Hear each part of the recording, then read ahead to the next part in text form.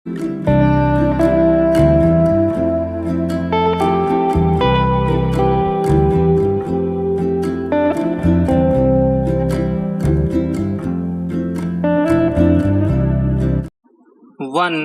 2, 3 start. उपाध्यक्ष महोदय, मैं इस बिल का स्वागत करता हूं। मुझे दुख है कि कई माननीय सदस्यों ने, जिन्होंने पता नहीं किस कारण से कहा तो यह कि वे इस बिल का स्वागत करते हैं, लेकिन वास्तव में इसका विरोध करने का उन्होंने प्रयत्न किया है। आखिर इस बिल में कौन सी ऐसी चीज है जो कि हिंदी को कोई एक विशेष स्थान दिलाती है? मैं पहले ही इस चीज को साफ कर देना चाहता हूँ कि मैं उन लोगों में से नहीं जो कि हिंदी के लिए कोई विशेष स्थान चाहते हैं।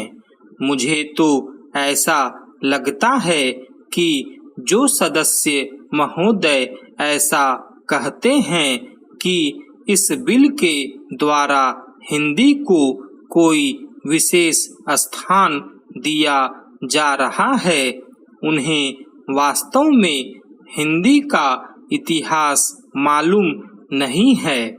हिंदी कुछ उन लोगों की भाषा है जो राष्ट्रीय विचार के थे, जिनका कि राष्ट्रीय आंदोलन में बहुत हाथ था। उन्होंने इसका प्रचार किया।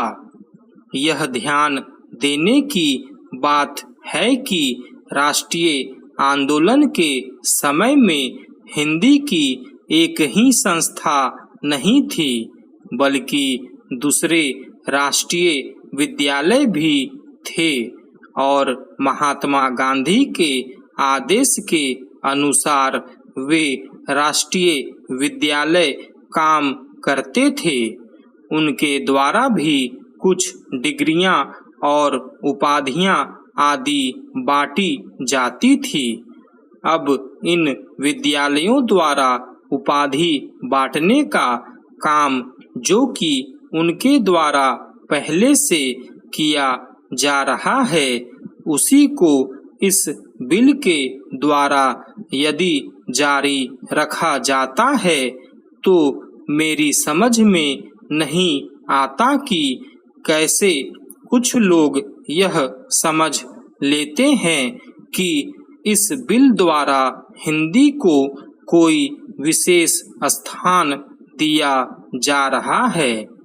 मैं नहीं समझता कि इसमें हिंदी को कोई विशेष स्थान दिए जाने की बात है, और जैसा मैंने पहले निवेदन किया, मैं उन लोगों में से नहीं हूँ जो कि चाहते हैं कि हिंदी को कोई विशेष स्थान दिया जाए।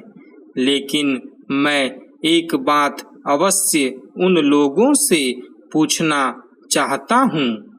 जब भी उन्हें अवसर मिलता है, किसी न किसी तरीके से एक ऐसे राष्ट्रीय निश्चय का जो कि आज नहीं बल्कि आज से कई वर्ष पहले लिया गया था, उसका विरोध करने के लिए तैयार रहते हैं।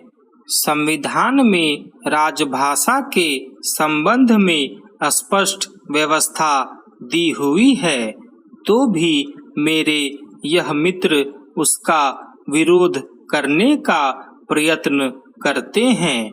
क्या उनके सामने देश की एकता के लिए कोई दूसरा रास्ता है?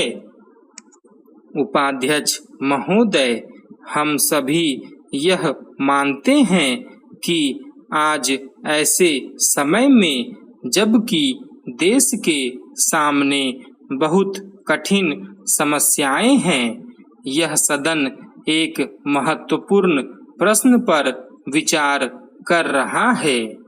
माननीय प्रधानमंत्री जी ने आज जो भाषण इस सदन में दिया है और जो अपील उन्होंने राष्ट्र के नाम प्रसारित की है, उसके लिए हम उनको हृदय से धन्यवाद देते हैं।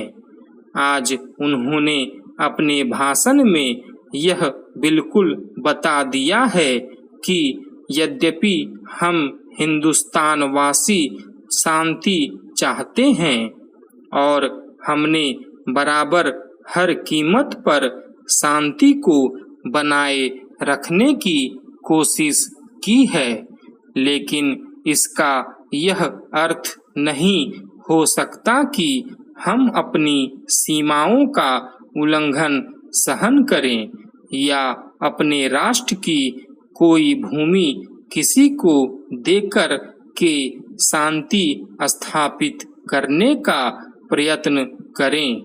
प्रधानमंत्री जी ने सदन के सामने जो भाषण दिया है और जो आंकड़े सदन के सामने रखे हैं, सचमुच उनसे यह स्पष्ट प्रकट हो जाता है कि हमारी जिन सीमाओं का आज पाकिस्तान अतिक्रमण कर रहा है, वे सीमाएं और वह भूमि सब हमारी है।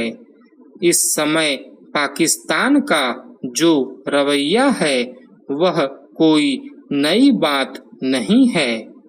हमने बराबर पाकिस्तान की ओर मित्रता का हाथ बढ़ाया है, लेकिन पाकिस्तान ने बराबर उस हाथ को काटने का प्रयत्न किया है।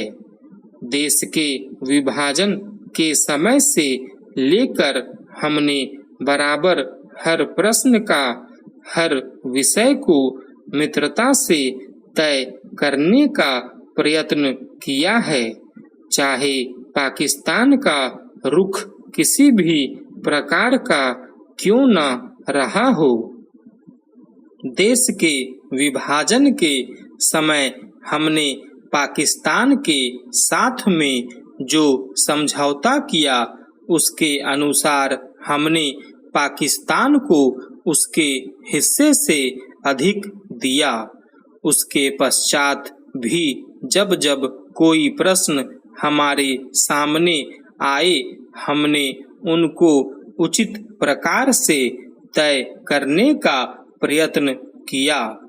आज भी पाकिस्तान की तरफ हमारा करोड़ों रुपये का कर्ज है, जिसको पाकिस्तान ने आज तक नहीं दिया है, लेकिन फिर भी हमने पाकिस्तान के साथ अच्छा बर्ताव रखा है।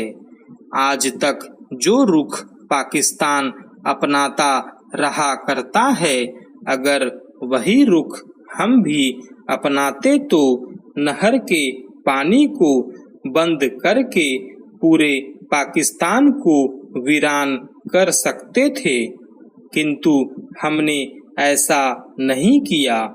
एक देश के साथ दूसरे देश के संबंध आपसी सद्भाव और नैतिकता के आधार पर ही स्थापित रह सकते हैं। स्टॉप।